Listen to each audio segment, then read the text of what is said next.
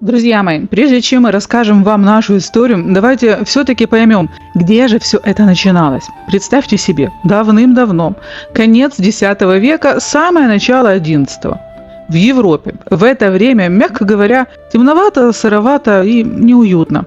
Париж – это пока еще довольно грязный и мрачный городок, а рыцари в железных латах только учатся строить свои первые каменные башни. Но если мы с вами переместимся далеко на юг, на берег теплого Босфора, то увидим совершенно другой мир. Там раскинулась великая могущественная империя – Византия. Сегодня ее земли – это часть Греции и Турции, но тогда это было самое богатое государство планеты, а его столица Константинополь – это просто космос. Поверьте, если бы вы жили в то время, вы бы на 100% хотели жить в Константинополе, но никак не в Париже. В Париже в ту пору дороги размывало от первого дождя, а в Константинополе уже вовсю работали водопроводы, высились невероятные мраморные дворцы, а люди ходили в чистейших китайских шелках и пахли дорогими арабскими духами. Это был настоящий средневековый город невероятных возможностей, сверкающий золотом и манящий всех вокруг. Естественно, туда как магнитом тянулись амбициозные люди со всех окраин. И вот однажды в этот сверкающий мегаполис возможностей приходит один человек. Он не был принцем, за ним не шла армия. Это был молодой, хитрый и очень пробивной парень из Армении. Звали его Павел. В те времена в Византии вообще был мощный армянский бум. Талантливые ребята оттуда разъезжались по всей империи и делали головокружительные карьеры. Наш Павел быстро понял, как устроена столичная жизнь. На государственную службу без связей тогда было не пробиться. Поэтому он занялся самым прибыльным делом – международной торговлей. Говоря простым языком, крупным бизнесом. Он закупал специи, шелк, драгоценности, крутил огромными деньгами и невероятно разбогател. Да так, что его сундуки буквально ломились от золотых монет. Деньги открыли ему двери в самое высшее общество Константинополя. Он выучил греческий язык, построил себе роскошную каменную виллу и женился на девушке из очень знатного византийского рода. В то время в остальной Европе с фамилиями у людей было, мягко говоря, никак. Всех звали просто по именам, или в крайнем случае Джон сын Ричарда, а вот в Византии с этим делом все обстояло гораздо продвинутее.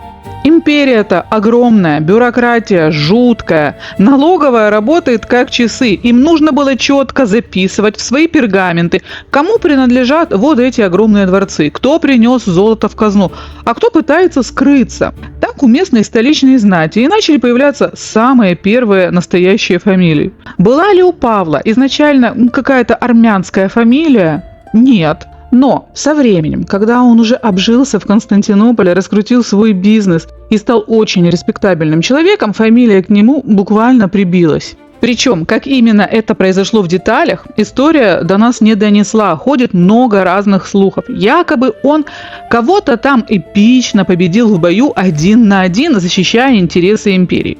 А может и не победил. Честно вам скажу, врать не буду, а свидетелей не осталось. Знаем мы лишь одно. Павла нашего в столице начали уважительно величать «единоборец». А как это гордое слово звучало на местном греческом языке? Очень просто – мономах. Моно – это один, тут все понятно. И вот так на исторической арене у нас официально зафиксировался Павел Мономах. Сказочно богатый, уважаемый, да еще и с таким крутым дерзким фамильным брендом. А что же было дальше? А дальше, как и положено в приличных семьях, у нашего Павла Мономаха рождается сын. Мальчика назвали красивым и гордым именем Феодосий. И вот этот Феодосий рос уже не просто в достатке, а что называется в тяжелом люксе. Папа-купец, конечно, мог бы передать сыну свой торговый бизнес, мол, вот тебе, сынок, амбары, вот корабли, плыви в Индию за перцем и крутись как можешь. Но папа Павел был мужчиной дальновидным. Он прекрасно понимал, как устроена Византия. Сегодня ты успешный бизнесмен, а завтра у императора испортилось настроение, или закончились деньги в казне. Он на тебя косо посмотрел, имущество отобрал и привет, ты снова у разбитого корыта. Просто иметь мешки с золотом в Константинополе было опасно. К этому золоту обязательно нужна была властная крыша. Поэтому папа принимает стратегическое решение и отправляет Феодосия учиться. Но не на коммерсанта, а на юриста. Феодосий делает блестящую карьеру и идет работать в святая святых империй, в судебную систему. Вы спросите, и что, от этого у них деньги прибавляются? О, друзья мои, еще как! Верховный судья в Константинополе XI века – это вам не просто человек, который сидит в мантии и стучит молотком. Это был легальный золотой прииск. Тогдашние судьи рулили вообще всем. Они контролировали законы, распределяли налоги, решали, у кого отнять поместье, а кому подарить. Естественно, к Феодосию Мономаху выстраивались очереди из богатейших людей империи, и каждый пытался занести ему такой презент, чтобы судья улыбнулся именно в его сторону. Так что деньги в семье не просто прибавлялись, они стали множиться с космической скоростью. Но теперь это были не купеческие монеты, от которых пахло морской солью и заморскими специями. Это было чистейшее, респектабельное государственное золото. Клан Мономахов во главе с Феодосием превратился в настоящих олигархов, которые могли купить в столице практически все и каждого. Они сидели на вершине мира, пили вино из золотых кубков и думали, что жизнь полностью удалась. И вот в этой атмосфере абсолютного всемогущества у судьи Феодосия рождается сын. Мальчика назвали Константином. Феодосий посмотрел на младенца и подумал: ну, мой сын точно станет великим человеком. У него же все есть. И вот перед нами на сцену выходит Константин Мономах. Если переводить на наши современные мерки, кто это был? Друзья мои, это был мажор в самом чистом, абсолютном своем проявлении. Настоящий представитель золотой молодежи Константинополя, который с самого детства привык, что мир крутится исключительно вокруг него. Давайте посмотрим, каким этот парень вырос, потому что тут есть чему позавидовать. Мы лично его, конечно, не видели, но до нас дошли подробнейшие воспоминания очевидцев, византийских историков. Особенно там старался один по имени Михаил Псел. И судя по их описаниям, Константин был не просто симпатичным, он был нереально фантастически красив. Представьте себе мужчину с идеальными чертами лица, изящного, статного, с кожей белой и чистой, как благородный мрамор. А его улыбка и голос были настолько чарующими, что люди буквально таяли при разговоре с ним. Он обладал тем самым врожденным магнетизмом, когда человек заходит в комнату, и все взгляды автоматически приковываются к нему. В общем, не мужчина, а ходячий соблазн. Это был изящный метросексуал XI века, который знал толк в тончайших ароматах, разбирался, как правильно и модно драпировать на себе шелковый плащ и умел изысканно пить дорогое вино. Папа-судья не жалел денег на сыночка, поэтому образование Константин получил просто блестящее. Он учился у лучших профессоров столицы, изучал философию и право, чтобы понимать, как устроена власть, оттачивал риторику, искусство говорить так красиво и убедительно, чтобы заговаривать зубы кому угодно.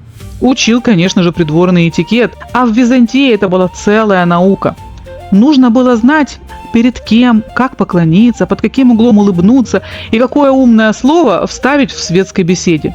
И вот представьте эту картину. По улицам Константинополя гуляет молодой парень, баснословно богатый, умный, начитанный, пахнущий заморскими благовониями, да еще и красивый, как бог. За ним тянется шлейф из слуг, а все знатные матушки столицы, у которых подрастали дочки, при виде Константина начинали судорожно пить валерьянку и подсчитывать, как бы заполучить такого зятя.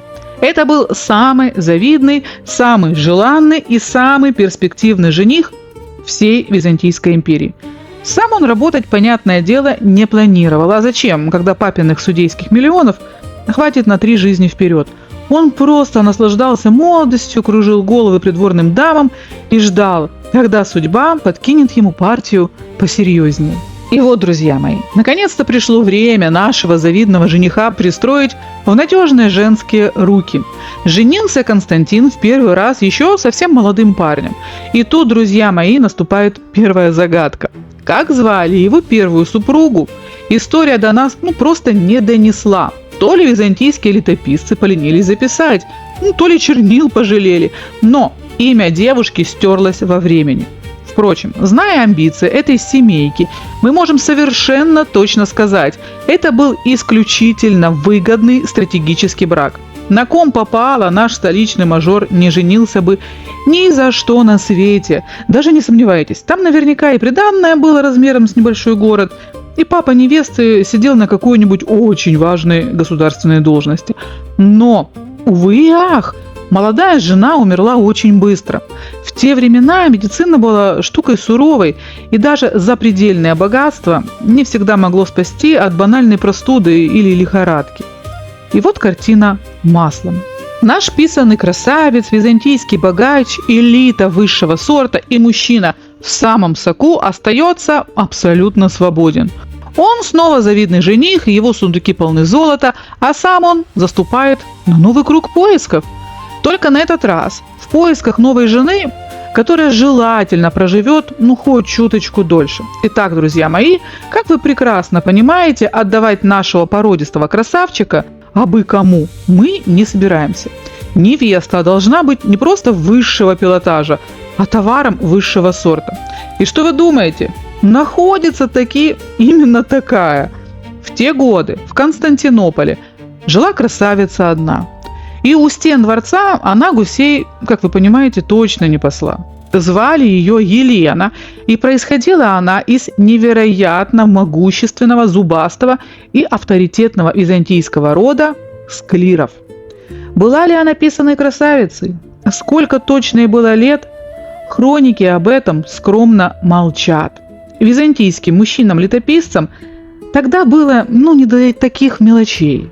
Но самое главное, друзья мои, скрывалось вообще не в ее внешности. Самое главное – это ее фантастически убойная родня. Что такое фамилия Склир в Византии XI века? Это бренд уровня тяжелейший люкс. А теперь держитесь за стулья и представьте себе уровень. Родной дядя нашей Елены, мужчина по имени Роман III, прямо в этот самый момент сидел на золотом византийском троне. Да-да, он был действующим императором Великой империи. Вы просто оцените масштаб. Это вам не дочка какого-нибудь богатого купца или важного столичного прокурора. Выше этой девушки во всем государстве по статусу была разве что сама императрица. Елена была племянницей самого главного человека на планете. В общем, самая настоящая элита. И, конечно же, наш сообразительный мажор Константин Мономах времени даром не терял. Упустить такую партию, да ни за что на свете. Он включает все свое врожденное обаяние, делает Елене предложение, от которого невозможно отказаться, и они играют пышную свадьбу. И что это значит для нашего героя? А то, что легким движением руки, просто надев золотое кольцо на пальчик любимой Лены, Константин получает официальный, вечный VIP-пропуск в самый главный императорский дворец планеты. Теперь он заходит туда не как проситель с улицы, а открывает двери ногой, по праву близкого родственника. Он теперь член императорской семьи. Казалось бы, жизнь нашего Константина Мономаха окончательно удалась. Парень женат на племяннице император, ходит в главный дворец планеты как к себе домой, трется у шелковых занавесок, пьет коллекционное вино, и чего греха таить, вовсю наслаждается жизнью. Что ему еще делать в этих золотых палатах с его-то внешностью и папиными миллионами? В общем, свой в доску человек при дворе. Но тут, друзья мои, происходит то, что можно назвать каким-то фатальным проклятием, то ли феноменальным брачным невезением. Молодая жена Елена после свадьбы тоже долго не прожила и скоропостижно скончалась. Да что же это такое, а? Вторую жену подряд хоронит наш красивый парень. И вот, в этот момент любой нормальный человек подумал бы: все, финита ла комедия. Твоя связь с царской семьей оборвана, лавочка закрылась, сдавай свой VIP-пропуск на вахте дворца и беги на улицу искать третью жену. А вот и нет, друзья мои, не на того напали. За время этого, пусть и короткого, но очень яркого брака с Еленой, наш сообразительный мажор Константин успел настолько глубоко запустить корни в придворную жизнь, что смерть жены вообще ничего не изменила. Он стал во дворце абсолютно незаменимым. Простыми словами, его пропуск остался активным, а все двери по-прежнему были для него открыты. Конечно, Константин, как приличный византиец, честь по чести, поплакал на похоронах, вытер слезы дорогим платком, похоронил супругу со всеми почестями. И перед нами открывается картина истинно высшего пилотажа. Представьте себе этот натюрморт. Молодой, 30-летний мужчина, сказочно, неприлично богат, красив так, что больно смотреть. Снова абсолютно свободен от каких-либо брачных обязательств. И при этом он безвылазно сидит в самом центре византийской власти, где его все знают и любят. Ну, казалось бы, куда уж круче, какая вершина ему еще может покориться. И вот именно в этот самый момент, когда наш безупречный вдовец вальяжно прогуливался по золотым коридорам, происходит событие, от которого у византийских летописцев до сих пор дрожат перья. Друзья мои, вы лучше сядьте, если стоите, чтобы у вас от масштаба этой дворцовой Санта-Барбары голова не закружилась. Давайте познакомимся с главной героиней этого византийского сезона. В те самые времена жила-была в Константинополе одна женщина, звали ее Зоя. И была она ни много ни мало, а законной императрицей Великой Империи. Чтобы вы окончательно не запутались во всех этих родственных связях, Зоя была женой того самого старого императора Романа III, который приходился родным дядей покойной Елене, второй жене нашего Кости. Поняли, да? То есть Костя ходил во дворец к своему названному дяде, а у дяди была жена Зоя. Все, цепочку зафиксировали. Ох, биография у этой Зои до встречи с Костей – это просто готовый приключенческий роман. Если захотите, мы когда-нибудь про нее отдельное видео снимем. Там истории формата «Вай-вай-вай». Но сегодня давайте зафиксируем, что из себя представляла императрица именно в тот момент, когда по золотым коридорам ее дворца вальяжно прогуливался наш безупречный вдовец Константин, периодически промакивая глаза дорожайшим шелковым платочком. Начнем с того, что на момент этой истории Зое было уже далеко за 50. По средневековым меркам глубокая старость. Но вы бы в жизни об этом не догадались. Очевидцы хором писали, что императрица выглядела невероятно молодо. На ее лице до преклонных лет не было ни одной морщинки, кожа светилась благородной белизной, а золотые волосы сводили с ума. А все почему? Потому что у Зои было очень специфическое и безумно дорогое хобби.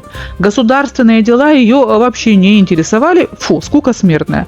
Все свое время она проводила в личных покоях, которые превратила в настоящую химическую лабораторию. Повсюду стояли горшки, кипели кастрюли, служанки таскали охапками редкие травы, арабские благовония, индийские масла. Зоя была средневековой бьюти-блогершей высшего уровня. Она сама варила уникальные кремы, омолаживающие мази и создавала умопомрачительные духи. В ее комнатах всегда пахло так, будто вы зашли в самый дорогой парфюмерный бутик. И вот представьте картину. Сидит Зоя среди своих баночек, скляночек, мажет лицо очередным чудо-кремом. Муж у нее император. Ну, муж как муж, мужчина пожилой, вечно занятый налогами и армией. Муж это, конечно, хорошо, хорошо для статуса, но скучно. И тут Зоя выглядывает из-за шелковой занавески в коридор дворца и видит его. Идет Константин Мономах, 30 лет, красив как бог, пахнет изысканно, платочком шелковым, так знаете, элегантно, глаза промакивает. Ну просто разбиватель женских сердец в чистом виде. Зоя посмотрела на него один раз, посмотрела второй раз, и ее царственное сердце пропустило удар. Она понимает, что влюбилась как девочка. Ей плевать на возраст, плевать на то, что этот парень вдовец ее покойной племянницы. Императрица Византии захотела этого мужчину себе. И с этого самого момента жизнь нашего мажора Кости меняется навсегда. Потому что внимание такой женщины – это не просто комплимент, это начало самой опасной игры в его жизни. Но если вы думаете, что императрица Зоя просто скромно вздыхала на досуге, плела венки, пела грустные песенки, представляла, как поет их для своего ненаглядного Костика, то вы плохо знаете византийских женщин. Зоя все-таки была императрицей, причем с характером. Поэтому она быстро задвинула в сторону девичьей скромности и перешла к активным действиям. Для начала Зоя начала засыпать Костю роскошными подарками из личной казны. То дорогие шелка подкинет, то золотые кубки, то редких коней. Дальше больше. Она начала регулярно вызывать его к себе в покое, на личные аудиенции. Знаете, официально это называлось «обсудить государственные дела чрезвычайной важности». А неофициально, перед каждым приходом Кости в покоях императрицы начинался настоящий переполох. Зоя с ног до головы обливалась своими лучшими фирменными духами, втирала в кожу самые дорогие омолаживающие кремы собственного производства. Служанки часами сооружали у нее на голове умопомрачительные прически. И вот вся такая благоухающая, помолодевшая при параде Зоя садится на диванчик с невероятно картинным, тонным видом и принималась откровенно, так флиртовать с молодым красавцем. И попутно, как бы невзначай, продвигала его по службе, давая ему все больше реальной власти в империи. А что же Костя? Вы думаете, он был дураком и не понял, почему эта женщина в элегантном возрасте так странно себя ведет? Все он прекрасно понял с первой же секунды. И поверьте, наш мажор ни разу не расстроился, он не стал испуганно кривить носом, бежать к маме и думать: «Ой, она же намного старше меня, нет, я не такой, я выше этого». Ничего подобного. Константин был стопроцентным византийцем. Женщина она была видная, за собой следила идеально, а главное, она была действующей императрицей. А благосклонность императрицы в Константинополе – вещь в хозяйстве настолько полезная, что лишней она не бывает никогда. С такой женщиной дружить – это инвестиция в светлое будущее. Так что Костя вообще не расстроился. Он с лучезарной улыбкой принял правила игры и начал регулярно ходить к Зое в гости. Что они там на самом деле делали за плотными шелковыми занавесками в ее покоях? История умалчивает. Нас там с вами не было, свечку мы не держали, так что можем только догадываться. Но, судя по всему, все делал Костя очень даже правильно, раз его карьера летела вверх со скоростью ракеты. И вот, в один прекрасный день наш Костя, как обычно, надушенный при параде, в самом благосклонном расположении духа, вальяжно идет по роскошному мраморному коридору дворца на очередное деловое свидание к Зое. И вдруг, за поворотом, прямо у мозаичной колонны, он чуть не врезается в девушку. Костя замирает, присматривается. Батюшки, да это же Мария Склерена, родственница его покойной второй жены Елены. И вот тут, друзья мои, у нашего писаного красавца случается короткое замыкание в мозге. Одно дело общаться с респектабельной, но, мягко говоря, сильно возрастной императрицей, и совсем другое увидеть Марию. А Мария на тот момент была просто ослепительна. К тому же чертовски умная и острая на язык, она не собиралась падать перед Костей на колени и вздыхать. Она посмотрела на него с легкой дерзкой усмешкой. Костя, конечно, попытался включить своего фирменного альфа-самца, но Мария легко отбила все его подкаты своей иронией. И все, наш мажор пропал, он понял, что влюбился по уши, по самые свои византийские кудри. Вы спросите, и что же сделал Константин? Развернулся и пошел обратно, забив на императрицу? Как бы не так. Помните, мы говорили, что мономахи ребята зубастые и очень прагматичные. Костя быстро взял себя в руки, смахнул капли пота со лба и решил совмещать. С этого дня у нашего красавчика началась веселая, но экстремальная жизнь на два фронта. Это был высший пилотаж византийской дипломатии. Днем Костя усердно работал любимым Костиком у императрицы Зои. Он сидел ее в благоухающих покоях, тестировал ночные кремы, целовал ручки, забирал чины, должности и мешки с государственным золотом. А вечером, оглядываясь по сторонам и прячась от дворцовой стражи, Костя бежал в дальний конец сада к своей прекрасной Марии. И все то золото, которое ему днем отсыпала Зоя, он с чистой совестью тратил на бриллианты и подарки для любимой Машеньки и клялся, конечно же, ей в вечной верности. Представляете уровень стресса у этого парня? Тут с одной этой женщиной попробуй справиться, а у Кости с одной стороны всемогущая, дико ревнивая императрица, которая может тебя казнить одним щелчком пальцев, а с другой молодая горячая красавица, которая требует внимания. И вот так, балансируя на грани грандиозного шухера, наш Костя умудрялся крутить романы с двумя женщинами одновременно. Но если вы думаете, что только наш Костя был таким хитрющим лисом, неверным ходоком и великим комбинатором, то вы очень плохо знаете императрицу Зою. Несмотря на свои, увы, 100 лет в обед, Зоя тоже была дамой с огоньком. И пока наш Костя вальяжно ходил к своей молодой Машеньке и самонадеянно думал, что влюбленная бабушка тает исключительно от его улыбок, у бабушки в закромах имелся свой собственный туз в рукаве, а точнее еще один тайный любовник. Знакомьтесь, друзья мои, Михаил. В Византии, поверьте на слово, писаных красавцев всегда хватало с избытком. И этот Миша был парнем ничуть не хуже нашего Константина. Такой же молодой, статный, горячий и к тому же та еще зубастая акула. Так что пока Костя устраивал личную жизнь на стороне, Зоя времени даром тоже не теряла. Получался такой веселый византийский четырехугольник, где каждый думал, что он тут самый хитрый. Но долго эта катавасия продолжаться, конечно же, не могла. И закончилась вся эта курортная романтика в один совсем непрекрасный для кое-кого день. Напомню, у нашей любвеобильной Зои все еще имелся законный, но очень старый и жутко надоевший ей муж-император Роман. Мужчина, он был пожилой, ворчливый, государственные дела из него все соки выжили, да и здоровье уже подшаливало.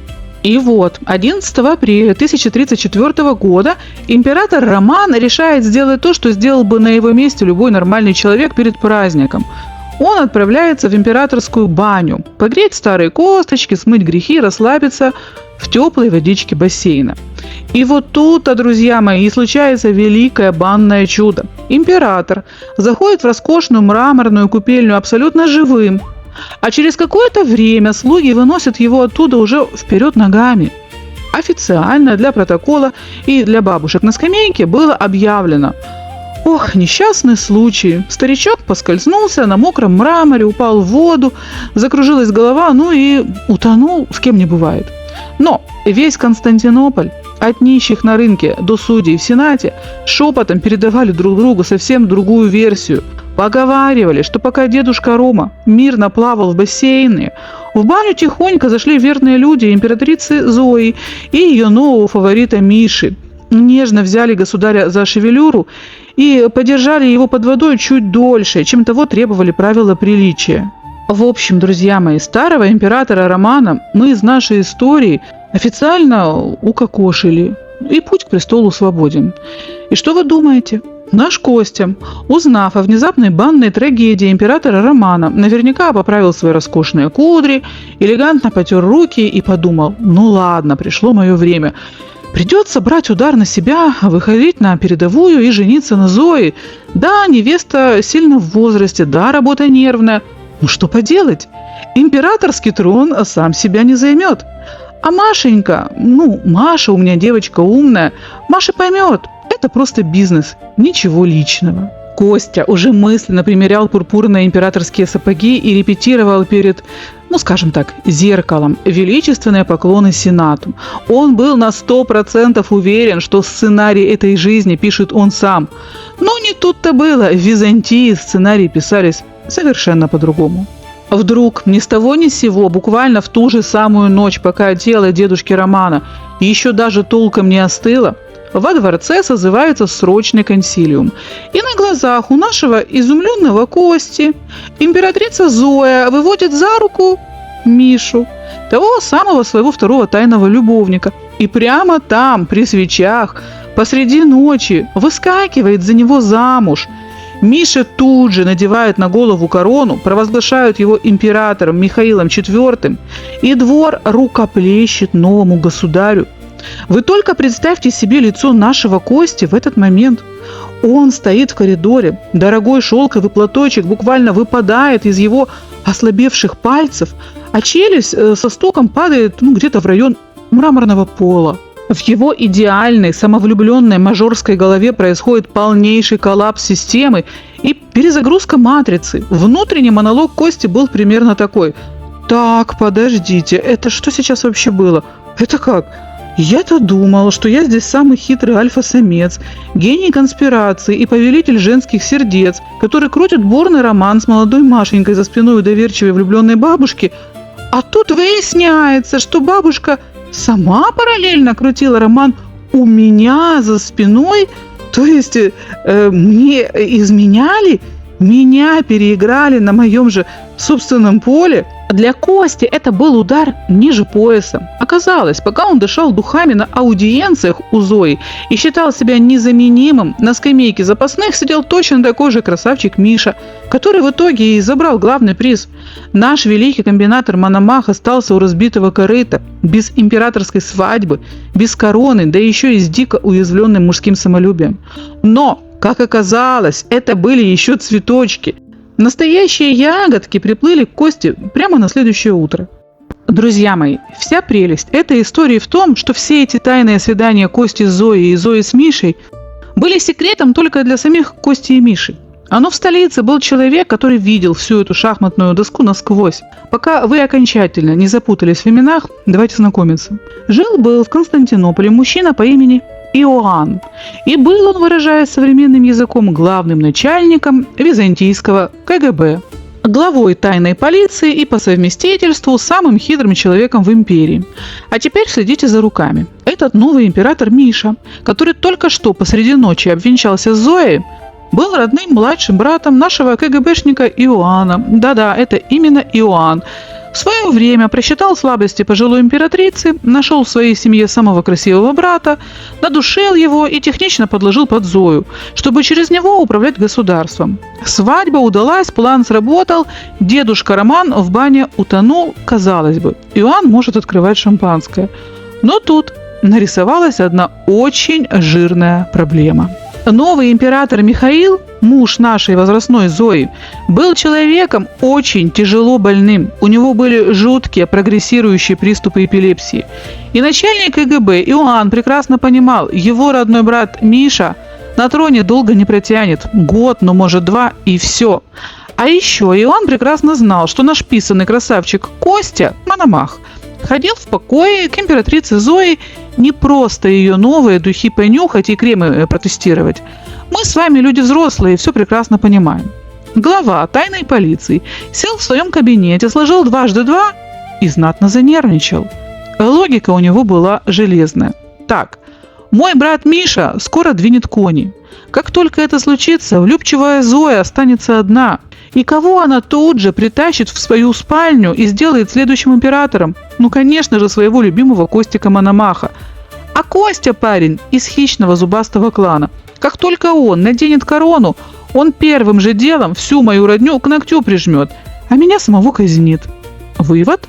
От Кости нужно избавляться. Срочно, пока он не перехватил инициативу. И вот, в один совсем непрекрасный день, прямо ранним утром в роскошный особняк Константина Мономаха громко постучали. На пороге вежливо, но непреклонно выстроились суровые ребята из императорской стражи. Косте моментально зачитали сфабрикованные обвинения, мол, парень, ты тут заговор против новой власти устроил, письма тайные писал, изменник ты, Костя. И пусть наш мажор скажет огромное человеческое спасибо, что его тоже чисто по-семейному не отправили в ту самую баню, откуда людей обычно выносят вперед ногами. Иоанн решил действовать тоньше. Костю не стали укокошивать, его лишили всех придворных должностей, отобрали кучу денег и под конвоем отправили в ссылку на Нет, не на лесоповал, держитесь, на Лесбос. Да-да, на тот самый остров. Сиди себе на пляже, слушай чаек, грусти о потерянном троне и промакивай глазки шелковым платочком. И вот Костя уезжает в изгнание, думая, что его жизнь официально разрушена, и впереди только забвение. Но именно здесь, на этом острове, его ждет самый потрясающий сюжетный поворот, который докажет, что настоящая любовь способна переиграть даже византийский КГБ. И вот представьте себе, в один прекрасный день, и в этот раз действительно прекрасный, к песчаным берегам солнечного Лесбоса причаливает корабль. Трап опускается, и на берег сходит наша Маша Склерена. Друзья мои, перед нами предстает потрясающая картина. Это вам, конечно, не жена декабриста, учитывая, что император Роман утонул в апреле. Назовем ее женой апрелиста. Но масштаб подвига тот же. Машу никто в изгнание не гнал. Она была на свободе, богата и знатна. Но она бросила столичную жизнь и помчалась к своему Костику. И приехала она, друзья мои, далеко не с пустыми руками. Маша была девочкой из семьи византийских олигархов. Поэтому с собой на корабль она погрузила огромные, просто неприличные запасы личного золота. С этого момента для нашей влюбленной парочки началась настоящая сказка Чунга-Чанга «Лето круглый год». Остров Лесбос превратился для них в абсолютный филиал рая на земле. На Машины деньги они тут же купили себе великолепную виллу с видом на море, само собой, наняли кучу слуг, лучших поваров и музыкантов, стали устраивать ежедневные пиры и дегустировать изысканные греческие вина. В общем, Костя посмотрел на все это великолепие, вальяжно потянулся на шезлонге и подумал: да нафиг нам сдался ваш душный Константинополь с его заговорами и тайной полицией. Нас и на Лесбосе неплохо кормят. И кормили их там, надо признать, на убой. За эти годы наш холеный столичный мажор от такой расслабленной жизни даже немножко растолстел. Но знаете, появился такой солидный, благородный мужской объем. Но хуже он от этого точно не стал. Породистый, статный мужчина, просто чуть в более аппетитной комплекции. И прожили они в таком счастливом курортном режиме вдвоем ни много ни мало целых 7 лет. Полная идиллия, морской бриз и никакой политики. А пока наши счастливые курортники Костя и Мария вовсю зажигают на свои чунга-чанги и ни в чем себе не отказывают, в столице Великой империи дела выглядели, мягко говоря, не очень. На византийском троне творился настоящий первосортный дурдом. Вся эта роскошная жизнь досталась императрице Зое и ее новому молодому мужу Михаилу IV очень дорогой ценой. Как мы уже говорили, Миша был парнем жутко хронически больным. У него были тяжелейшие приступы эпилепсии, которые с каждым годом становились все чаще и страшнее. Вы просто представьте себе этот быт императорской семьи. Только начинается какое-нибудь важное заседание Сената или прием иностранных послов, как молодого государя начинает жутко трясти. Бедная Зоя, вместо того, чтобы спокойно варить свои любимые духи, целыми днями носилась по дворцу и лично прятала бесценные византийские вазы, золотые статуэтки и дорогие кубки подальше, в шкафы, просто чтобы Миша во время очередного приступа все это не разбил. Углы всех столов во дворце были обиты мягким шелком, а слуги ходили со специальными подушками наготове. В общем, правили они как могли. Но государством в такой ситуации управлять, сами понимаете, сложно, когда у тебя император в буквальном смысле слова регулярно выпадает из реальности. 7 лет, целых 7 лет Константинополь жил в таком экстремальном режиме. За это время здоровье бедного Миши окончательно превратилось в руины. К эпилепсии добавилась жуткая водянка, он опух, перестал ходить, и в декабре 1041 года Миша совершает красивый финальный жест. Уходит в монастырь и кается во всех грехах, включая, видимо, и то самое купание дедушки Романа в бане. И благополучно умирает. И вот наша Зоя снова официальная вдова. В закромах у нее куча кремов, тонна духов, 0 мужей и абсолютная пустота на престоле. И вот тут у начальника тайной полиции Иоанна, помните, брата покойного Миши, начинается лютая паника. Он понимает, что трон уплывает из рук его семьи. А если трон уплывет, им всем конец. Ведь старая Зоя прямо сейчас может вспомнить про своего любимого Костика и вернуть его с Лесбоса. Иоанн включает режим супер-кризис-менеджера и придумывает абсолютно гениальный, как ему казалось, план. Он находит в своей огромной родне еще одного молодого парня, своего племянника. И тоже, Михаила. Это чтоб мы с вами окончательно запутались. Ладно, пускай в нашей истории он будет Миша-младший. Иоанн падает к ногам овдовевшей Зои и начинает ее умолять. «Ваше Величество, вы женщина одинокая, детей у вас нет, государству нужен наследник. Усыновите, пожалуйста, моего племянника чисто формально. Пусть мальчик побудет принцем». Зоя, которой вся эта государственная волокита уже сидела поперек горла, махнула рукой и согласилась. Паренька официально усыновили, провозгласили новым императором Михаилом V. А Иоанн выдохнул. Фух, власть сохранил. Мономах сидит на Лесбосе. Но начальник КГБ совершил одну роковую ошибку. Он не учел, что этот новый Миша-младший окажется не просто акулой, а самой настоящей, обнаглевшей консервной банкой, которая решит, что она умнее всех. Этот парень, едва примерив императорскую корону, моментально словил тяжелейшую звездную болезнь. Кстати, друзья мои, прозвище «консервная банка» подходит ему как нельзя лучше, чем Миша-младший.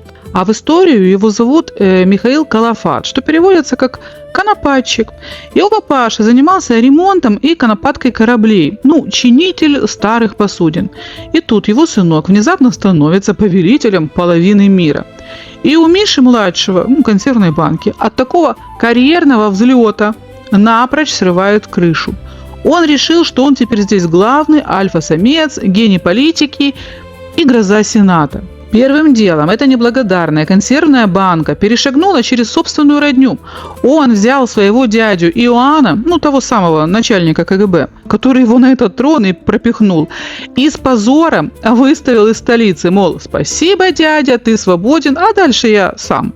Но это были еще цветочки. Дальше Миша совершил самую роковую, самую глупую ошибку в своей короткой жизни.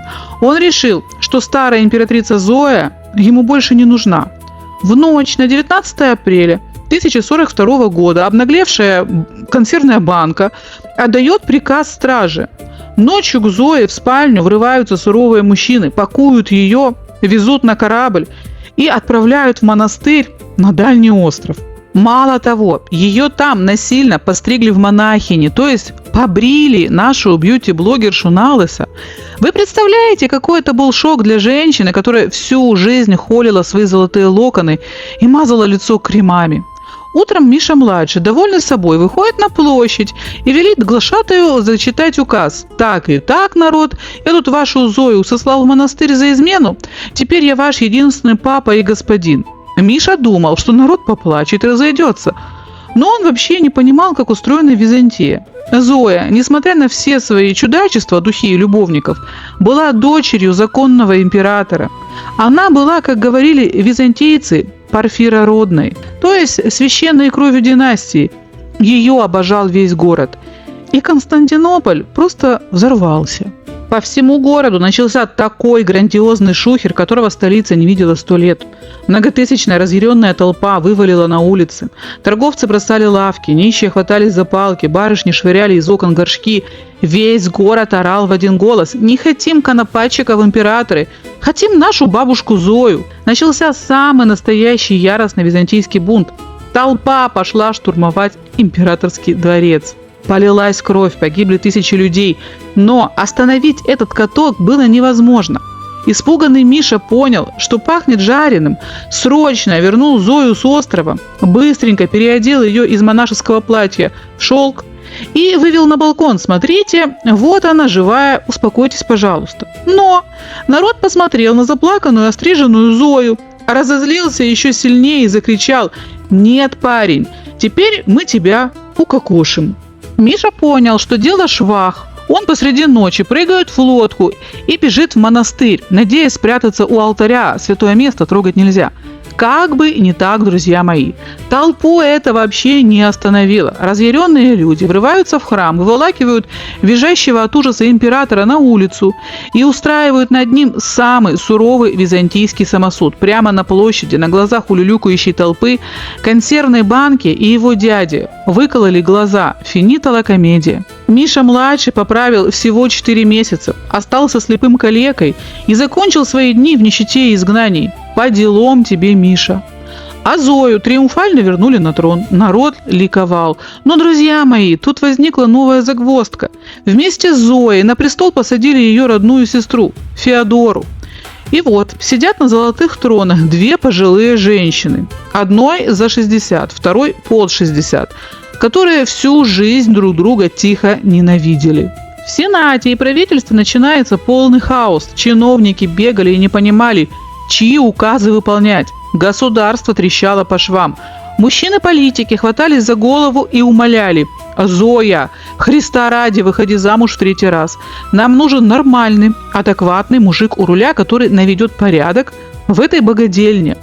Зоя тяжело вздыхает, лезет в свой императорский комод и достает оттуда маленькую, потертую, очень солидную бархатную записную книжечку с именами фаворитов и начинает водить царственным пальчиком по алфавиту. Буква А. Так, на А никого подходящего. Листаем дальше. Буква В, Г. Тут тоже глухо. Одни старые генералы. Налоговый инспектор. Так. Нам нужен экшен. Буква Р. О. Роман. Роман 3. Первый муж. Стоп. Вычеркиваем. Он же очень удачно утонул в бане 7 лет назад. Земля ему пухом. Так, буква М. Миша. Миша первый, это эпилептик. Нет. Как вспомню эти летающие вазы по дворцу, спина начинает болеть. Умер и умер. Миша второй, который конопатчик. Консервная банка неблагодарная. Чуть меня на лысо в монастыре не побрил, гад такой. Ему уже глаза выкололи. Все. За букву М я больше замуж не выхожу. Заблокирована навсегда. Зоя сердито перелистывает страницу, доходит до буквы К, и вдруг ее царственный палец замирает, глаза округляются, и на лице расплывается блаженная улыбка. Батюшки, а это кто у нас тут такой красивый притаился? Конечно, Костенька Мономах. Так, а где он у нас сейчас? Она сверяется с записями. Точно! Загорает на пляже, пьет греческое вино, кушает оливки в компании своей Машеньки. И вообще горя не знает. Бабушка Зоя возмущенно хмыкнула. Нет, вы поглядите на него. Вся империя тут, видите ли, на ушах стоит. Вазы бьются, императорам глаза колют. Я в монастыре чуть инфаркт не схватила, а Костя там на солнышке прохлаждаются, чунга-чангу танцуют.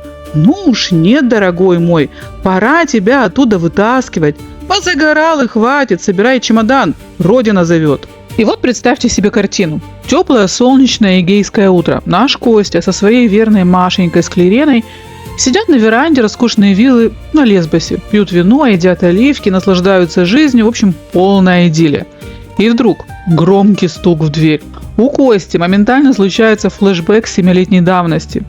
Шелковый платочек выпадает из рук, в голове мысль: сколько можно-то, а? Опять? За что? Кто там еще приперся со своими обысками и заговорами? Константин нехотя подходит к дверям, открывает. А на пороге стоят столичные посланники. Но в этот раз, друзья мои, звучит совсем другая песня. Никаких суровых лиц, никаких наручников и конвоя. Византийские чиновники расплываются в таких сладких улыбках, что прям, зубы ломят от приторности. Они кланяются чуть ли не до самого мраморного пола и начинают издалека. «Константин, дорогой вы наш, здравствуйте. Ой, а как вы поживаете? Как здоровечко? Слушайте, а вы вообще не изменились. Все такой же красавец. Эти лесбосские оливки вам явно на пользу пошли. А как Машенька? Ей тоже наше нижайшее почтение». Костя смотрит на них с подозрением, скрестив руки на груди. Так, ладно мне зубы заговаривать. Что надо? Посланники заминаются, потеют и протягивают роскошный свиток с золотыми печатями. Тут, такое дело. В Константинополе у нас небольшой форс-мажор. Миша эпилептик умер, Мише конопатчику глаза выкололи. Мужиков приличных во дворце вообще не осталось. Бабушка Зоя плачет, Сенат в панике, империя трещит. Вот, почитайте письмецо от императрицы. Она вас очень замуж зовет. Прям корону на блюдечке прислала. Любой другой на месте Кости от радости прыгал бы до потолка, собирал чемоданы за 5 минут и бежал на корабль, роняя тапки. Но наш Мономах был парнем гордым, зубастым, а главное, он был порядочным мужчиной по отношению к своей любимой женщине. Костя картинно развернул свиток, пробежался глазами, а потом сделал такое лицо, будто ему предложили не трон величайшей империи, а скисший кефир. «Нет, дорогие мои, — говорит Костя, — так дело не пойдет. Я вообще-то обиделся. Вы меня 7 лет назад под конвоем из столицы вышвырнули, обозвали предателем, имущество отобрали. А теперь, когда у вас там богадельня разваливается, вы прибежали: Костенька, спаси, помоги, надень корону». Посланники бледнеют: «Кость, ну Христа ради, ну не ломайся, ну очень-очень надо». И вот тут наш комбинатор выдает высший пилотаж мужской честности и византийской наглости. Он обнимает Марию за плечи и заявляет: «Ладно, я согласен спасти вашу империю. Я приеду и честно женюсь на вашей бабушке Зое, раз уж без меня вы там разваливаетесь. Но у меня есть одно железное условие, без которого корабль даже от берега не отплывет. Мы будем жить втроем». У чиновников челюсти со стуком падают на ковер. То есть, как это втроем, господин Константин? А вот так. Маша Склерена бросила ради меня столицу и 7 лет делила со мной все тяготы этой ссылки. Я ее не предам и на острове не оставлю. Мы возвращаемся вместе. Маша едет со мной во дворец. Она получает официальный статус, титул, личные покои, казну и уважение. Я буду императором, Зоя императрицей, а Маша нашей официальной спутницей жизни. Будем жить дружной шведской семьей XI века. Либо так, либо ищите себе другого дурака на трон. А я пошел допивать вино. Самое смешное, друзья мои, что посланники даже спорить не стали. Они так пеклись за свои шкуры, что готовы были подписать контракт хоть с чертом лысым. Они моментально закивали головами. «Да-да, втроем так втроем. Отличный план, Константин. Надежный, как швейцарские часы. Загружаем ваши сундуки на корабль, в общем». Да, конечно, некоторые из вас сейчас наверняка возмутятся и скажут: «Да ладно, серьезно? Как такое вообще возможно?» Ну, друзья мои, а как вы хотели? Это Византия.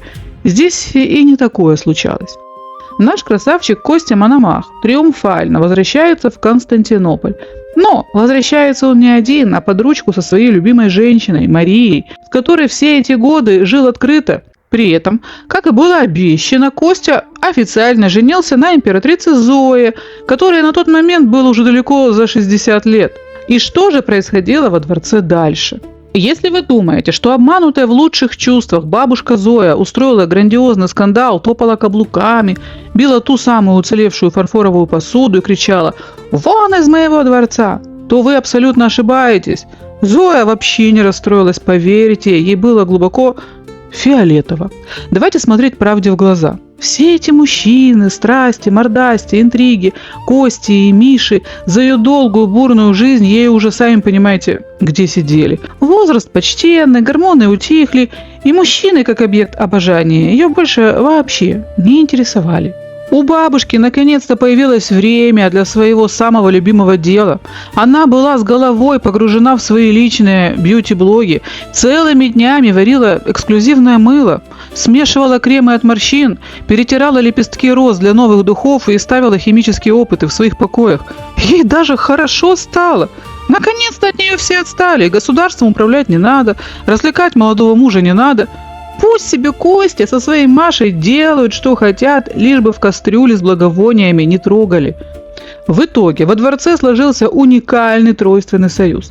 Чтобы Марию никто не смел назвать просто Марией, просто любовницей, Костя проявил характер и выбил для нее невиданный, специально созданный официальный титул «Севаста».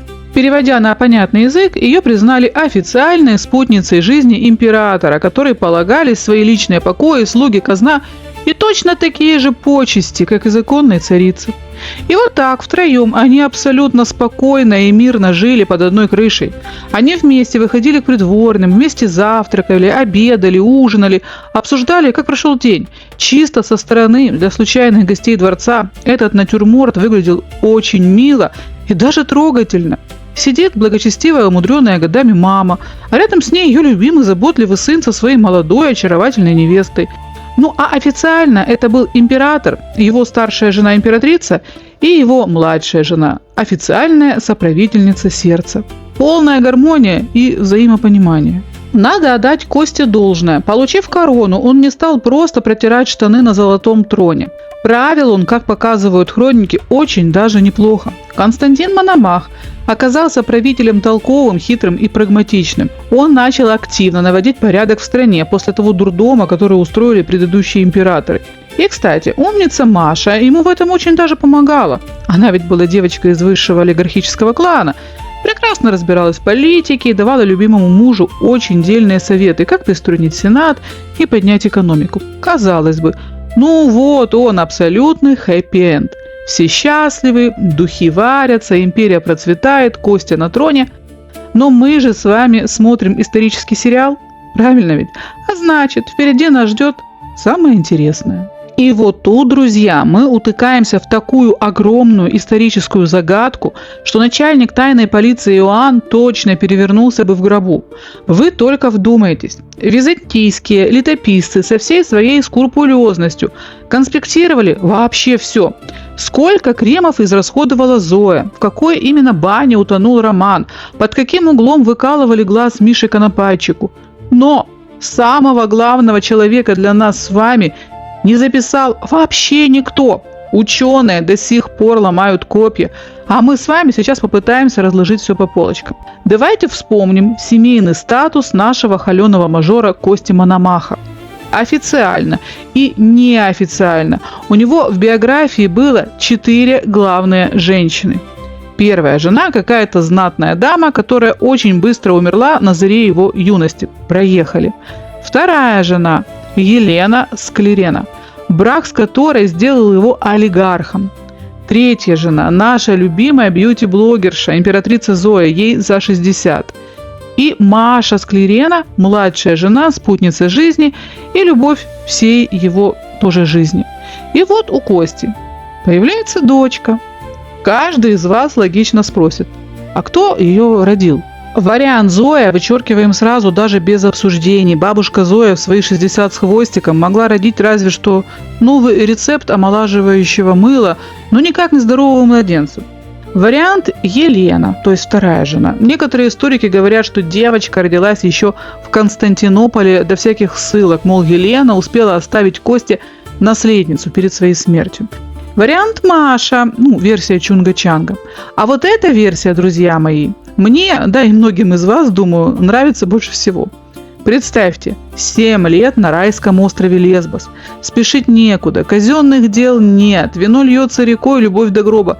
Чем еще заниматься Косте и Маше? Самое время родить прекрасную дочурку. Как звали девочку? И вот самый лютый абсурд византийских хроник заключается в том, что имя этой девочки просто забыли записать. Или записали, но потеряли свиток. Или записали и забыли, куда положили эту запись. В греческих документах она проходит под кодовым именем Мономахиня. То есть буквально дочь Мономаха. И все, гуляй, Вася. Наша история знает ее под 3 гипотетическими именами. Выбирайте любое, какое вам нравится больше. Анастасия – самая популярная версия в наших летописях. Мария – в честь возможной мамы, или родственников. Ирина – тоже благородная и, главное, по-византийски.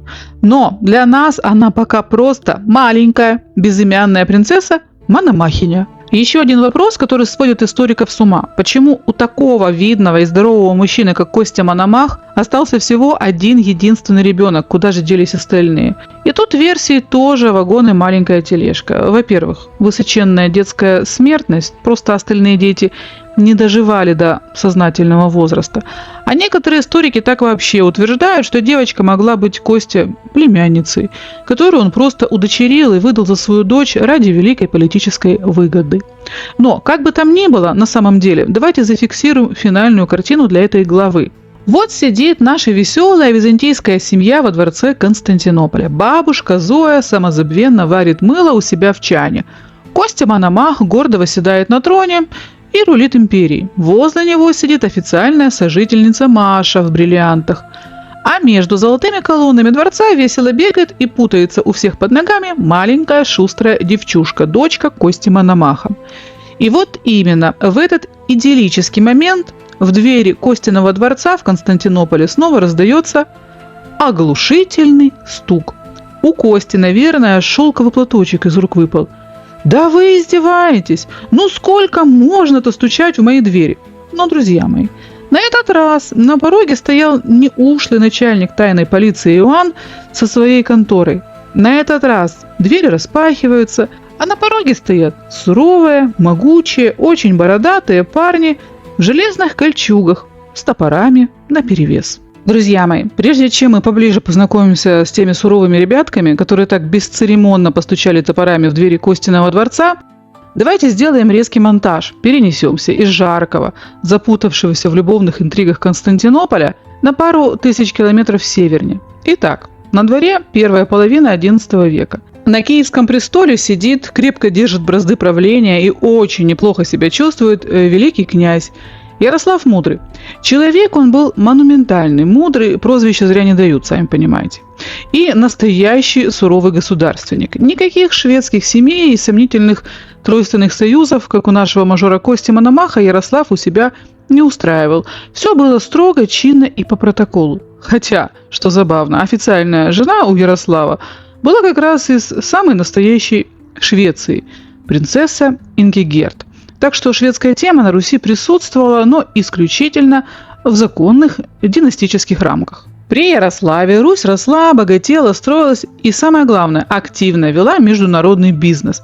А главным бизнес-партнером Киева был кто? Правильно, Византия. Между Киевом и Константинополем уже давно существовали официальные, кровью и золотом подписанные торговые договоры. Все было схвачено. Каждый год наши киевские и новгородские купцы грузили свои огромные ладьи лучшим товаром и отправляли в Царьград. Представьте себе эту картину. Византийский рынок – это вам не просто базар. Это главный международный гипермаркет Средневековья. Шум, гам, сотни языков, специи из Индии, шелк из Китая. И вот в этот бурлящий котел приходят наши купцы. Парни они были видные, крепкие и привозили то, без чего византийская элита жить не могла. Роскошные меха, соболя, куницу, лисиц, чтобы греческие модницы и чиновники щеголяли. Сладкий мед и чистейший воск для свечей в огромных византийских храмах.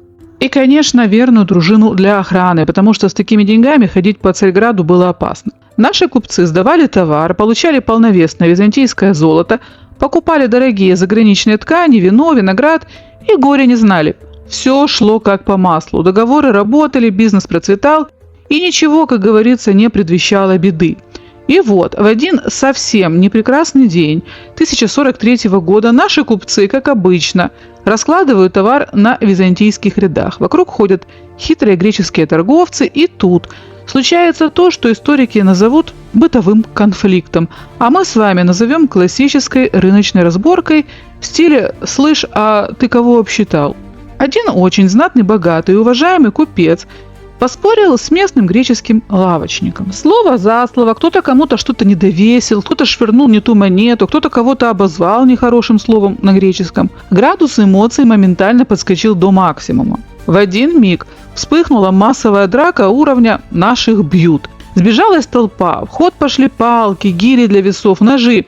И в этой дикой, яростной суматохе горячие византийские парни знатно превысили все меры допустимой самообороны. Они не просто побили наших, они наглухо укокошили того самого знатного купца, а остальных наших торговцев ограбили, отобрали товар и с позором выставили за ворота. Вот тут-то, друзья мои, мирная чунга-чанга и заканчивается, потому что греки вообще не поняли, какую злую и опасную собаку они только что дернули за хвост. И вот представьте картину. В Киев приплывают уцелевшие купцы. Одежда порвана, карманы пусты, зубов не хватает, а вместо заграничного вина и шелка они привезли с собой только тонны ярости и синяков. Они приходят прямиком на княжеский двор, падают в ноги к Ярославу Мудрому и выдают весь этот шок-контент. «Князь, нашего почтенного Ивана задушили прямо у прилавка, нас обобрали до нитки, на договоры ваши наплевали, греки над нами смеялись». Как вы думаете, что сделал Ярослав Мудрый? У нас для вас есть несколько вариантов. Итак, вариант первый. Князь Ярослав всплескивает руками, хватается за сердце и начинает причитать на весь терем. «Ой, хороняка такая, ну ты смотри, а? Что творят, ай-яй-яй-яй-яй!» После чего он тихонечко, бочком прибирается к столу, садится, берет самое тонкое гусиное перо и начинает дрожащей рукой строчить византийскому императору слезливую депешу. «Дорогой мой многоуважаемый Костенька, солнышко ты наше византийское, ты только, пожалуйста, не серчай и не ругайся. Тут твои ребята на рынке нашего олигарха Ивана немножечко задушили. Случайно, наверное. Мы все понимаем. Базар – дело такое стрессовое.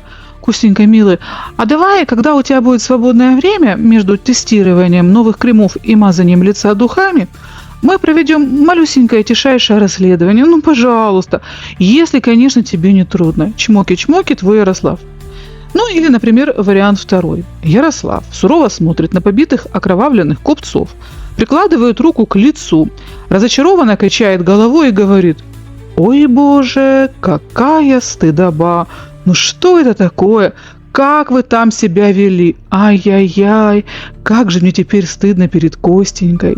Как мне теперь ему в глаза смотреть вот после всего вот этого? Да они же там в своем изящном Царьграде подумали, что у меня тут не страна, а какие-то дикари невоспитанные. Приехали в приличный византийский рынок и такое там устроили. Боже, боже, стыдоба-то какая, стыдоба! Марш с глаз моих, все наказаны». Ну и вариант третий. Настоящая реальность. Если вы на секунду поверили, что наш суровый киевский князь мог быть бесхребетным писарем из первого варианта или стыдливым интеллигентом из второго, поздравляю, вы вообще не знаете Ярослава Мудрого. Никаких слезливых писем, никакого стыда перед заграницей. Оба эти варианта мы с вами сразу и с позором выбрасываем в корзину.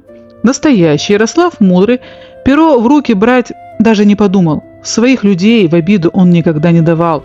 Ярослав Мудрый сурово посмотрел на побитых купцов, поправил княжескую шапку и решил не тратить время на византийскую бюрократию. Он вызывает своего старшего сына Владимира и отдает короткий приказ: «Володя, собирай парней, пора лететь в Царьград, наводить порядок в сфере услуг». По всей Руси объявляется срочная мобилизация. На воду спускается сотни быстроходных маневренных военных ладей. Профессиональные дружинники расчехляют свои огромные боевые топоры, берут щиты, мечи, грузятся на корабли, и вся эта грозная северная армада на всех парусах устремляется вниз по Днепру прямиком в Черное море. И вот теперь мы возвращаемся к тому самому моменту, на котором закончили. Константинополь, изящный, залитый солнцем дворец. Наш холеный мажор Костя Мономах сидит на шелковых подушках, попивает вино из золотого кубка. Маша Склерена хвастается новыми сережками. Бабушка Зоя довольно нюхает свежесваренное лавандовое мыло. И тут Босфор буквально чернеет от сотен кораблей. Суровые, бородатые, закованные в железо парни высаживаются на берег, подходят к императорским дверям и со всей дури бьют в них обухом топора. Двери с треском распахиваются. На пороге стоят дружинники во главе с князем Владимиром и вежливо заявляют: «Костя, здравствуйте. Мы тут по поводу убитого кузнеца. А выдавай нам виновных, плати гору золота в качестве морального ущерба. Или прямо сейчас мы твой красивый дворец пустим на дрова». Костя Мономах роняет кубок, платочек летит на пол. И наш великий комбинатор понимает, курорт кончился, началась большая геополитика. И вот тут Костя включает режим дипломата. Воевать ему вообще не хотелось. У него дома мыло варится, Маша в новых бриллиантах сидит. Ну какая война? И он вносит встречное предложение. Ребят, погорячились наши торговцы на рынке, с кем не бывает. Давайте мы вам выплатим стандартный штраф за убитого купца. Вернем все конфискованное добро, и вы с миром поплывете обратно в Киев. Но наши парни, почуяв, что греки знатно струхнули, решили включить режим максимальной наглости. Князь Владимир Ярославич выкатывает Косте Мономаху встречные условия. «Окей, мы готовы забрать штраф и уплыть, но вы платите нам по 3 фунта золота на каждого матроса и воина на всех наших кораблях». Костя Мономах взял в руки калькулятор, посчитал общую сумму на многотысячное войско и понял, что после такой выплаты Византия останется без штанов.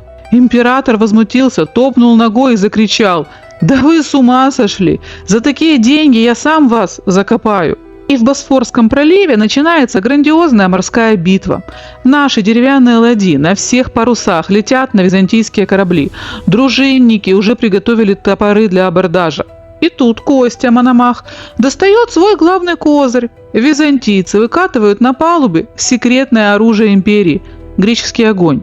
Друзья мои, это был самый настоящий средневековый огнемет. Из специальных медных труб в нашей ладье полетела жуткая горючая смесь, которую было невозможно потушить водой. Она горела прямо на волнах. Вы только представьте этот кошмар. Босфор буквально превращается в пылающий ад. Деревянные корабли вспыхивают один за другим, как спички. Дым, паника. В довершение ко всему на стороне Кости Мономаха сыграла сама природа. Внезапно налетела жуткая буря, которая окончательно разметала, разбила о скалы и потопила остатки нашего флота. Князя Владимира едва успели вытащить из воды. Морской поход Руси потерпел полное и сокрушительное поражение. И вот тут начинается самая драматическая часть. Часть наших уцелевших ладей смогла развернуться и уплыть обратно по морю. Но около 6 тысяч воинов во главе с бесстрашным воеводой Вышатой остались на Византийском берегу. Их корабли сгорели, деваться им было некуда. И Вышата принимает единственное волевое решение. Парни, прорываемся домой пешком через сушу. И вот, эта огромная армия, голодная, уставшая, но все еще грозная, двинулась на север через Балканские земли. Костя Мономах, окрыленный морской победой, отправляет за ними в погоню свою регулярную сухопутную армию. Ловушка захлопнулась в районе города Варна. Измотанных переходом людей окружили превосходящие силы греков. Вышата, понимая, что без коней и кораблей против свежей византийской армии им не выстоять, сдается в плен, чтобы спасти жизни своих парней. 6 тысяч воинов заковывают в кандалы и пригоняют обратно в Константинополь. И вот тут Костя Мономах решает устроить жестокую акцию устрашения, чтобы северным соседям больше никогда не хотелось ломать ворота Царьграда. Прямо на центральной площади, на глазах улюлюкающей византийской толпы, 800 пленным выкалывают глаза. Вот на этой жуткой трагической ноте война 1043 года временно затихает. Костя Мономах празднует триумф, а на Руси объявляется всеобщий траур. Хотите увидеть, как Костя пожалеет о своем поступке? Тогда жмите лайк. Казалось бы, Костя Мономах находится на вершине своего триумфа. Он победил в большой войне, защитил Царьград. Ходит, в общем, он гордый и нарядный. Но именно в этот самый момент все вокруг нашего мажора начинает стремительно рушиться. Если вы думали, что раз у Кости дома все сладко да гладко, Зоя мирно варит мыло, Маша примеряет бриллианты, и в их шведской семье царит абсолютный дзен, то на границах империи дела шли совсем иначе. Там творился сущий кошмар. Пока Костя пил вино во дворце, Византийская империя буквально трещала по швам со всех сторон. На западе, в Италии, дерзкие голодные норманны вовсю отжимали у греков территории и плевать хотели на величие Царьграда. На востоке поднимали голову суровые турки-сельджуки, которые уже вовсю точили сабли на византийские провинции. На Балканах постоянно прорывали оборону кочевники-печенеги, устраивая тотальный погром. Внутри страны, в довершение ко всему против Кости, то и дело бунтовали его собственные византийские генералы, мечтая скинуть этого пижона с золотого трона. Итак, представьте картину. Костя Мономах стоит у окна, лениво разглядывает Босфор и думает: «Ну какой же я красавчик! Как я их уделал!» И тут за спиной императора открывается дверь, заходит начальник его канцелярии и молча кладет на стол пачку отчетов с границ. Костя начинает листать пергаменты. И вот тут его победное выражение лица медленно сползает в район сандалий. Наш император хлопает себя по лбу и кричит: «Семен Семеныч, что же я наделал?» Потому что до Кости наконец дошло, что именно для Византии означала потеря дружбы с Ярославом. А означало оно полную геополитическую катастрофу. Хотите знать, что на самом деле потерял Костя, обидев Ярослава? Так слушайте. Киевская Русь для Византии веками была гигантским мощным щитом, который прикрывал империю с севера от диких кочевников, тех же печенегов. Ярослав Мудрый держал северную границу на замке. Теперь этот замок Костя сломал собственными руками. Разозленный Ярослав мог просто открыть эти ворота или, хуже того, сам заключить союз со степняками и пойти на Константинополь совместным катком. А еще Черное море византийцы высокомерно считали своим внутренним озером. Но это было правдой только до тех пор, пока Киев не присылал туда свои ладьи.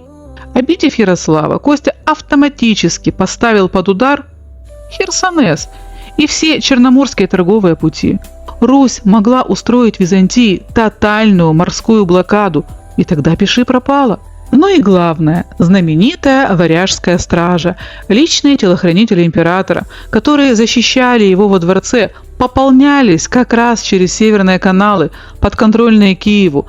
Отрезав Русь, Костя остался без притоков верных, неподкупных бойцов в самый критический момент, когда его собственные византийские генералы уже вовсю готовили военный переворот. И вот Костя Мономах сидит во дворце и понимает: на востоке прут турки, на западе наступают норманны, на Балканах полыхает, собственные генералы точат ножи за спиной. И он только что умудрился превратить гигантское, сильное, стабильное государство на севере в своего кровного и смертельного врага. А ради чего? Ради рыночной драки? Конечно же, до Кости дошло. Ярослав Мудрый не успокоится. Да, Русь проиграла этот конкретный морской бой из-за шторма, но у нее колоссальные ресурсы. Ярослав обязательно вернется, соберет новую армию, учтет ошибки и придет мстить. Именно в этот момент Костя понимает, нужно срочно, любыми путями мириться с этим мудрым киевским князем. Из гордого триумфатора Мономах моментально превращается в самого суетливого дипломата в мире. На кону стояло выживание его собственной короны. Что делает император? Он собирает самое роскошное посольство, грузит корабли золотом, заграничными шелками, вином и отправляет все это богатство в Киев. Но главное, Костя совершает красивый дипломатический жест. Он освобождает из тюрьмы нашего воеводу Вышату и всех уцелевших пленных, отправляя их домой с почетом и подарками. Мол, Ярослав, забудь старое, это все бес попутал, пожалуйста, давай мириться, а? А теперь, друзья мои, давайте выключим на минуту византийские фанфары, перенесемся в Киев и просто попробуем поставить себя на место великого князя Ярослава Мудрого, чтобы мы с вами четко поняли, какая драма тогда разыгралась. Представьте, вам нанесли дикое, чудовищное оскорбление. Ваших людей, которые просто пытались прорваться пешком домой, догнали и показательно ослепили. Вашего лучшего воеводу Вышату бросили в константинопольские застенки. Чисто на бумаге вы проиграли эту кампанию. И если вы думаете, что Ярослав после этого сидел в киевском тереме, безутешно глотал слезы и обиду и утирал нос рукавом, сокрушаясь: «Ой, что же делать, греки нас побили», ох, то вы плохо знаете этого человека. Ярослав Мудрый прекрасно знал, что ему делать. В Киеве вовсю кипела работа. Князь на полную мощность развернул подготовку к масштабному сухопутному походу на Константинополь. И поверьте, у Ярослава были все ресурсы, возможности и железная воля, чтобы этот поход совершить. В следующий раз грекам пришлось бы воевать не на море со штормами, а на суше против сотен тысяч яростных, жаждущих мести воинов. И вот представьте картину. Киев бурлит от злобы, дружина считает дни до приказа на «вы». Подготовка к карательной операции в самом разгаре. И тут к воротам города подкатывает роскошное посольство из Царьграда. Греческие послы аккуратно разгружают горы золота, редчайшие шелка, бочки с вином, а впереди этой делегации идет совершенно целый, невредимый, живой воевода Вышата, которого Костя Мономах лично выпустил из плена с почетом и извинениями. Чтобы вы понимали, в международной практике того времени этот жест означал только одно: Костя позвонил первым. А на языке средневековой дипломатии тот, кто первый пришел мириться и принес подарки, тот официально признает свое поражение. Капитуляция была безоговорочной. И вот перед Ярославом Мудрым встает главный выбор в его жизни. С одной стороны, праведная ярость, требование дружины пролить греческую кровь и устроить те самые обещанные разборки. А с другой стороны, Костина золото, возврат всех торговых льгот, освобожденный Вышата. Что делает Ярослав? Как истинный гроссмейстер геополитики, он понимает, отомстить можно по-разному. Можно сжечь Константинополь, потерять половину своей армии и остаться у разбитого корыта среди руин. А можно принять извинения испуганного императора и получить все, чего Русь добивалась десятилетиями, вообще без единого выстрела. Ярослав Мудрый делает глубокий вдох, остужает горячие головы своих воевод и принимает решение.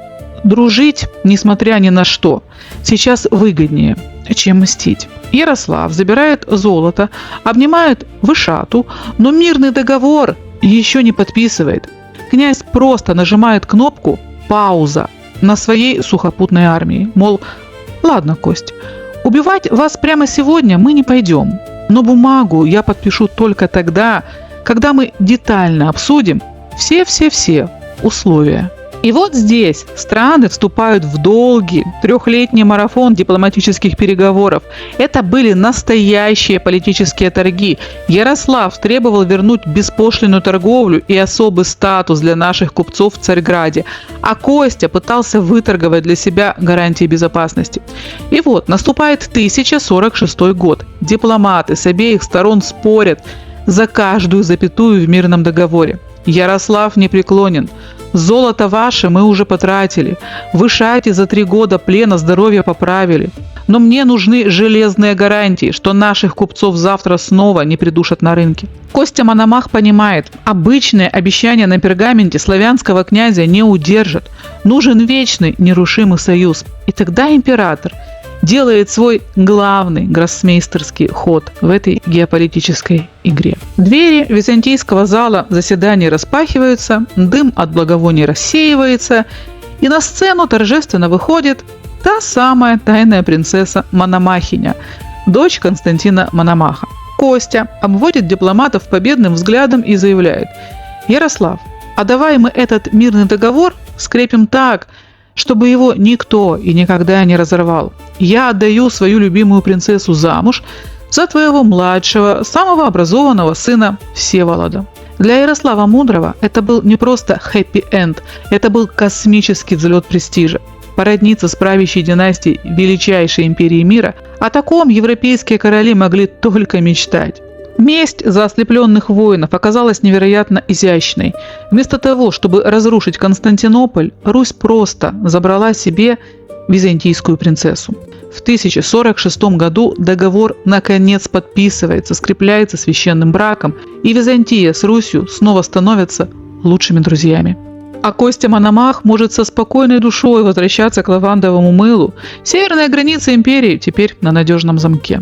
Но прежде чем мы закроем двери Константинопольского дворца и отправимся вслед за юной принцессой Мономахиней в далекий Киев, давайте все-таки по-человечески простимся с этой веселой и колоритной компанией, которая сидит на византийском троне. Как сложилась их судьба после подписания Великого мира 1046 года. Итак, Мария Склерена, официальная фаворитка и любительница бриллиантов, уйдет со сцены первой. На самом деле ее изнеженное здоровье не выдержало бесконечных стрессов, народных бунтов и дворцовых интриг. Мария тихо скончалась от болезни легких в районе 1045 года, буквально накануне того, как мирный договор с Русью был окончательно скреплен. Костя Мономах безутешно рыдал и устроил ей королевские похороны. Но государственные дела быстро отвлекли его от скорби. Императрица Зоя покинет этот мир в 1050 году, ей было уже за 70. Солидный возраст по тем временам. До самых последних дней она оставалась верна себе, тестировала омолаживающие кремы, варила свое знаменитое лавандовое мыло и тратила тонны золота из казны. Она ушла тихо во сне, оставив Костю официальным единоличным правителем. Император Константин Мономах, наш нарядный мажор Костя, задержится на этом свете до 1055 года. Он проживет после заключения мира с Ярославом ровно 9 лет. Буквально за год до смерти в 1054 году наш Костя успеет монументально вляпаться в вечность. Именно при его правлении единая христианская церковь с грандиозным скандалом расколется на католическую и православную, настоящий развод тысячелетия, прямо под боком у императора. Последние годы его жизни будут мучительными. Императора разобьет жесточайшая подагра, он растолстеет, перестанет ходить и будет проводить дни на кушетке в окружении своих врачей. Умирая в роскошных золотых палатах, Константин Мономах так никогда и не узнал главного. Он не узнает, что на византийском императорском престоле его царственная линия, конечно же, оборвется навсегда. Пройдет совсем немного времени, и имя Мономахов сотрется из списка правителей Царьграда, затерявшись в череде бесконечных переворотов и хаоса. Но зато какая поразительная непостижимая ирония судьбы. Случайная искра, вспыхнувшая когда-то в уличной потасовке на Константинопольском рынке, в итоге подарит его имени истинное бессмертие. В 1053 году, далеко на севере, в пограничном Переяславле, раздастся плач новорожденного младенца. Родится мальчик, в чьих жилах кровь суровых скандинавских Рюриковичей навсегда смешается с утонченной кровью византийских базилевсов. Его назовут Владимиром. Пройдут годы, и этот мальчик, который возьмет себе дедовское прозвище Мономах, объединит расколотую Русь, станет ее главным щитом и легендой, а это чужое греческое имя превратится в священный, абсолютный символ верховной власти. Но больному, уставшему Константину во дворце на Босфоре этого знать уже было не дано. Его время уходило, а время Мономаха на Руси только-только начиналось. После смерти Кости на троне останется последняя из великой династии сестра Зои, Феодора. Она сядет на престол уже глубокой старухой, будет править железной рукой целых 1,5 года и скончается в 1056 году. Со смертью Феодоры Великая Македонская династия прервется навсегда. И в Царьграде начнется форменный хаос. На трон будут садиться престарелые генералы, евнухи будут плести заговоры, дворцовые перевороты пойдут один за другим, а империю начнет штормить так, что мама не горюй. Но весь этот политический шторм и закат Византии – это дела будущих дней. А пока на дворе стоит теплый 1046 год. Дым от пожарищ на Босфоре окончательно рассеялся. Ослепленные воины вернулись домой, раны затянулись, а на столы киевских бояр рекой льется сладкое византийское вино. Из ворот Константинополя торжественно выходит огромный караван, груженный золотом, иконами, книгами и тончайшим шелком. В центре этого каравана, в закрытой роскошной повозке, сидит молодая принцесса Мономахиня. Она уезжает из теплого, изнеженного Царьграда навстречу туманному, суровому, такому величественному Киеву. Она едет к своему суженому, князю Всеволоду Ярославичу. И тут, друзья мои, византийскую царевну ждал, пожалуй, главный сюрприз в ее жизни. Давайте на чистоту. На дворе стоял XI век, и везли ее, конечно, не в Париж, где вечный лямур, тужур и прогулки при луне. Девушку выдали замуж по суровому, холодному политическому расчету, чтобы скрепить мирный договор. Она наверняка готовилась увидеть сурового северного варвара, пахнущего костром и медвежьими шкурами. Но вместо этого встретила одного из самых просвещенных людей Европы. Княжич Всеволод был безоговорочным любимчиком Ярослава Мудрого, самым умным, тихим и начитанным из всех его сыновей. Отец в нем души не чаял, это был человек поразительного интеллекта, который, как позже с гордостью напишет его сын, сидя дома, знал 5 языков. И греческий, разумеется, был среди них. Представьте этот культурный шок. Византийская принцесса ступает на киевскую землю, а ее суженый приветствует ее на чистейшем, изысканном языке ее родного Царьграда. Так что вместо вынужденного политического плена получился блестящий союз двух интеллектуалов. Отношения у них сложились на редкость прочные и достойные. Мономахиня привезла с собой в Киев не просто золото, а византийский имперский шик, утонченные придворные порядки, редкие книги и свои личные государственные печати. Правда, сидеть в роскошном стольном Киеве молодой паре довелось недолго. Ярослав Мудрый отправляет любимого сына править на сложнейший, опасный, но стратегически важный южный рубеж Руси – в Переяславль. Именно туда, к к пограничным заставам и густым лесам Всеволод и привез свою византийскую царевну. Жизнь пошла своим чередом. И спустя 7 лет после свадьбы, в 1053 году, в Переяславле раздался громкий и требовательный крик младенца.